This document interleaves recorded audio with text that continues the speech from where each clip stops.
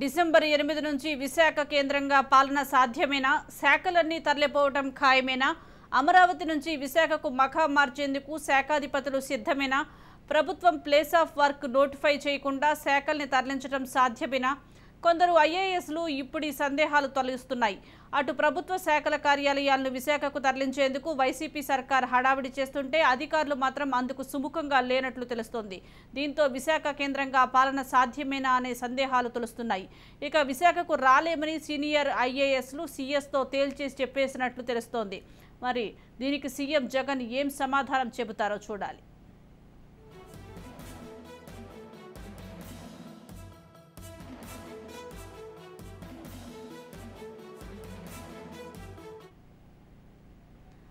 దీనికి సంబంధించి మరింత సమాచారం మా ప్రతినిధి గాలిబ్ అందిస్తారు. గాలిబ్, చెప్పండి.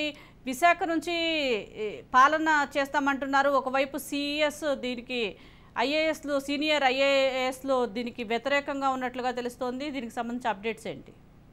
అయితే ఈ నెల అంటే డిసెంబర్ 9వ తారీఖు నుంచి కూడా రాష్ట్ర ప్రభుత్వం విశాఖ నుంచి కూడా పాలన చేసేందుకు రంగం సిద్ధం చేసింది. ఇప్పటికే వాళ్ళు కార్యాలయాలు ఎక్కడెక్కడ ఉండాలి అనే దానిపై కూడా శాఖలకు సంబంధించిన కార్యాలయాలకు సంబంధించిన భవనాల కేటాయింపు కూడా జరిగింది. అయితే డిసెంబర్ 9 నుంచి పాలనకు సంబంధించి ఇప్పటికే రాష్ట్ర ప్రభుత్వం ఒక భవనాలకు సంబంధించి గుర్తింపుతో పాటు శాఖల పరంగా జీవోను కూడా రిలీజ్ చేస్తుంది. అయితే దీనిపై కొంతమంది సీనియర్ ఐఏఎస్ లు కొంత అసంతృప్తిగా వ్యక్తం చేస్తున్నట్లుగా తెలుస్తుంది.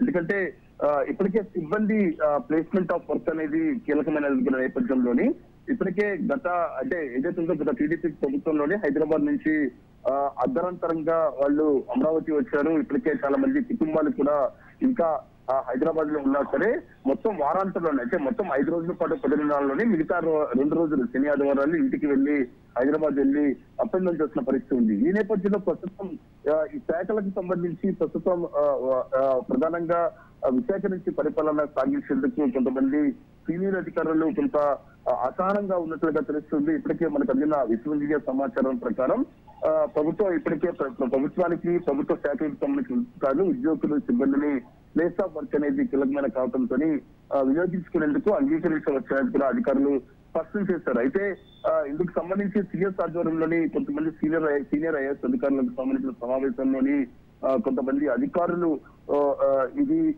కొంత వెళ్లేందుకు అసంతృప్తిగా ఉన్నట్టుగా తెలుస్తుంది. దీంతో బిజినెస్ ఆఫ్ రూల్స్ విరుద్ధమనేది కూడా ప్రభుత్వం భావిస్తుంది. ఎందుకంటే ఖచ్చితంగా ప్రభుత్వం ఆదేశాలను అధికారులు పాటించాల్సి ఉంటుంది అనేది మాత్రం ప్రభుత్వం భావిస్తుంది. అయితే ప్రస్తుతం రాష్ట్ర ప్రభుత్వం విశాఖలోనే పరిపాలన కొనసాగించేందుకు త్రిసభ్య కమిటీ ఒకటి ఏర్పాటు చేసింది అధికారులతో.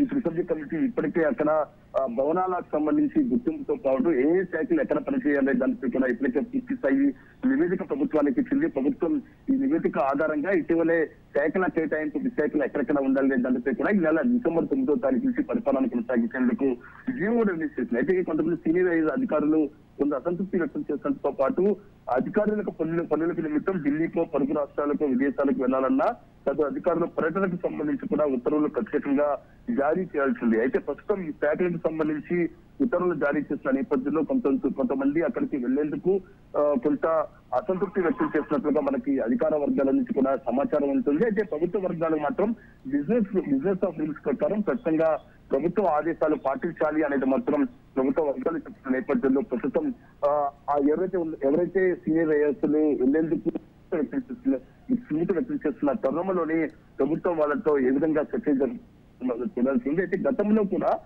ఇటు హైదరాబాద్ నుంచి అమరావతి నేపథ్యంలో ఉద్యోగులకు అట్లాగే ప్రభుత్వానికి సంబంధించిన ఐఏఎస్ అధికారులకు కొన్ని సంబంధించిన రాయితీలు మాత్రం ప్రభుత్వం ఇచ్చిన పరిస్థితి కనపడుతుంది. ఎలిమెంట్స్ కూడా ఇచ్చారు.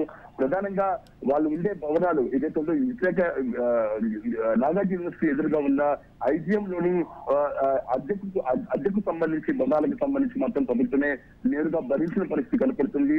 దాంతో పాటు వారంలో 5 రోజుల పాటుకే 10 దినాలు ప్రకటించింది. అయితే ప్రస్తుతం విశాఖ అనేది మాత్రం చాలా సుదూర ప్రాంతం కావటం, ఎందుకంటే చాలా మంది అధికారులకు సంబంధించిన కుటుంబాలు కూడా నేరుగా హైదరాబాద్ లో ఉండటంతో వీరు వారాంతంలో వెళ్లి రావడానికి చాలా సులభంగా ఉన్న పరిస్థితి ఉంది. అయితే ప్రస్తుతం సుదూర ప్రాంతం అంటే విశాఖ చాలా సుదూర ప్రాంతం ఉంటుంది. దాదాపు ఒక్క రోజు వరకు దాదాపు విజయవాడ హైదరాబాద్ రావాలంటే ఖచ్చితంగా 12 గంటల వరకు ప్రయాణం ఉన్న నేపథ్యంలోని ప్రభుత్వం ఎటువంటి రాయితీలు ఇస్తుంది, దాంతో పాటు ఉద్యోగులకు అట్లాగే అధికారులకు ఎంతవరకు సంబంధించి బుద్ధిస్తున్నట్టు మాత్రం చూడాల్సి ఉంది. ఓవరాల్ గా చూసినట్టయితే ఐఏఎస్ అధికారుల సంబంధించి అసముఖత మాత్రం ప్రస్తుతం ప్రభుత్వానికి సన్నట్టుగా మారినట్లుగా మనకి ప్రభుత్వ వర్గాల నుంచి కూడా అందుతున్న సమాచారం. ఈ నేపథ్యంలోని డిసెంబర్ 9వ తారీఖు ఇంకో 10 రోజుల్లోనే ప్రభుత్వం సంబంధించిన కార్యాలయాలు తరలించి ఉన్న నేపథ్యంలోని ఐఏఎస్లకు సంబంధించి ప్రభుత్వం ఎంతవరకు బుద్ధిగిస్తుందని మాత్రం ప్రస్తుతం ప్రభుత్వ వర్గాల్లో చర్చించడం మంది. ఓవరాల్ గా చూస్తుంటే డిసెంబర్ 9 నుంచి మాత్రం పరిపాలన పరంగా ఇప్పటికే బహుళ